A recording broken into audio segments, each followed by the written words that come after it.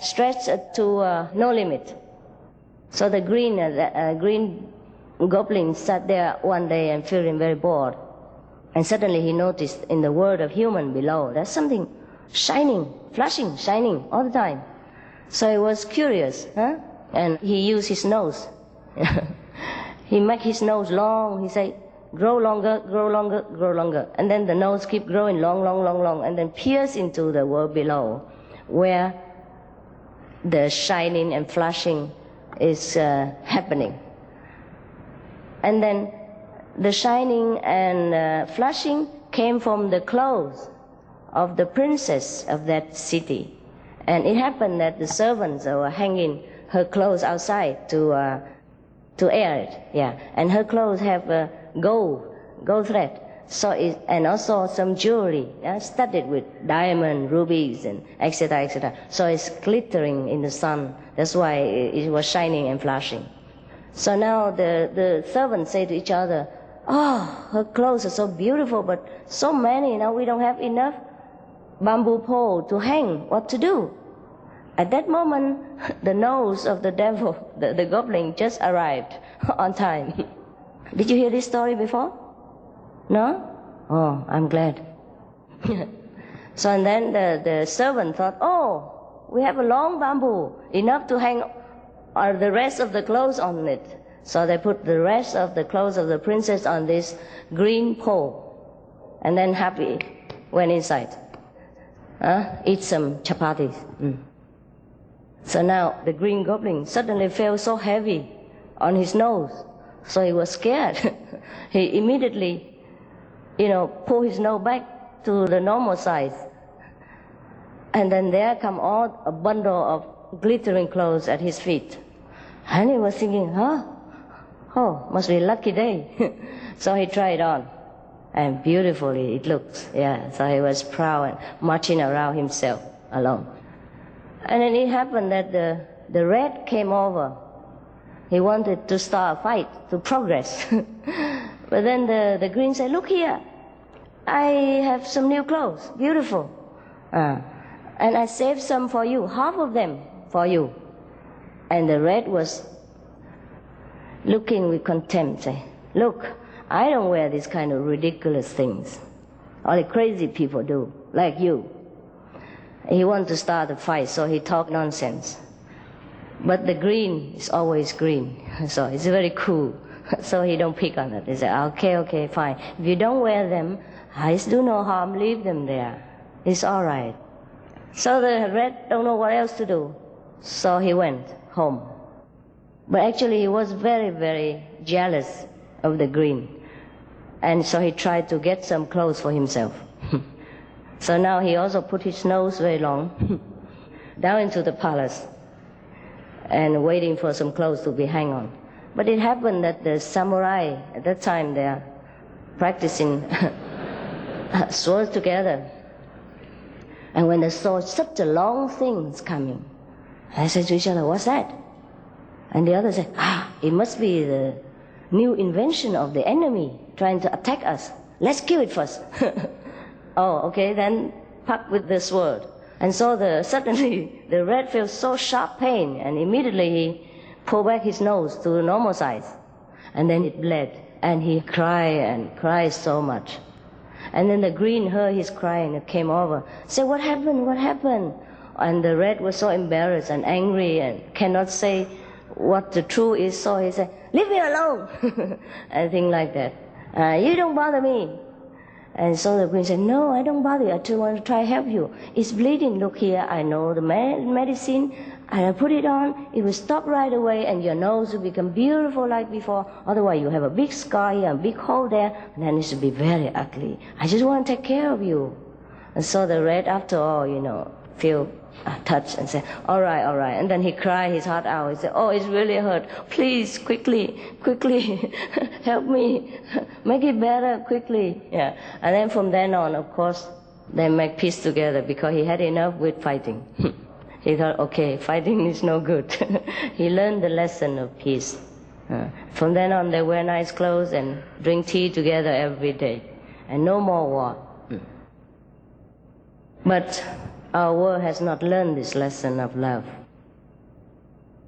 And it is a sad affair. So now, instead of always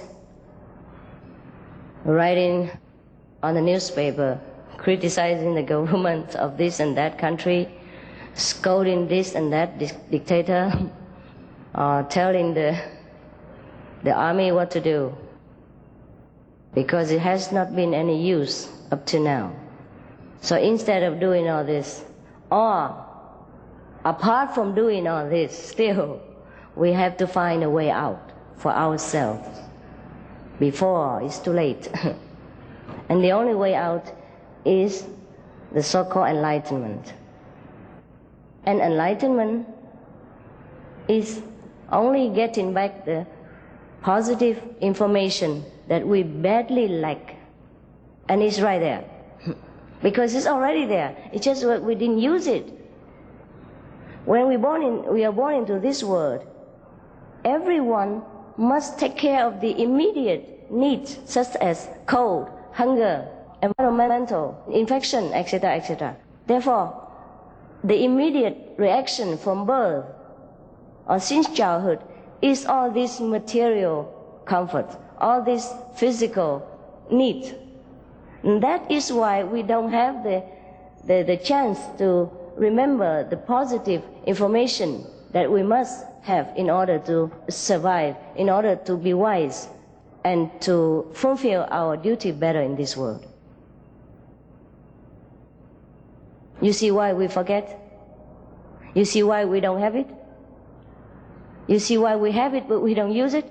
Just because immediately this world overwhelms us with physical threat. So that the immediate reaction from us is that to protect ourselves, the body, see? Feeding, drinking, clothing it, building house, buying more blankets, yeah, and getting a big car so that we can move around, building a big road so that we can drive the car on, etc., etc. All this physical necessity immediately from birth overwhelm us and take all our time up. And that's why it became a habit to us to preoccupy ourselves with physical needs alone. And that's why we forget further and further, more and more about our other positive side of nature. And that's the only secret. Does it make sense to you? Okay, thank you. So now I have, in brief and in a logic, explain to you or remind you what is truly enlightenment. And there's no mystery about it. Just the positive side of our nature. And we have both inside. So up to now we only use the negative because of the necessity of this negative world force us to always have to lean on the negative side to survive. And then the more we do it, the more we forget the other side, that's all. But that is the thing that we should not do. Because without the positive, we can't even take care of the negative well. Without the driver, the car, doesn't matter how good you take care, it will not move. And it will move all wrong way around, killing people if it does. So now the driver must wake up. And wake him up and tell him to drive the car, drive properly. And that is all there is for enlightenment.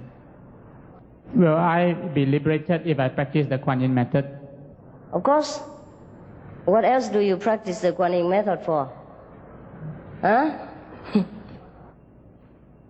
Not only you are liberated, many of your generation, of your relatives and friends will also together be liberated when they leave this world, or if they already left this world. The power is incredible. Master, you said that you can show us immediate enlightenment. How can I get initiation? When can I be initiated? Immediately, after I finish my job here. You go outside and put your name down, and later people will call you. And when I am free here, I go and tell you, okay? And immediately, I mean it. As soon as you sat down, I will knock you out of ignorance, of course. Master, I understand that there's a method called a convenient method. Is it the same as the Kuan Yin method? Not exactly, but it offers you also a taste of enlightenment.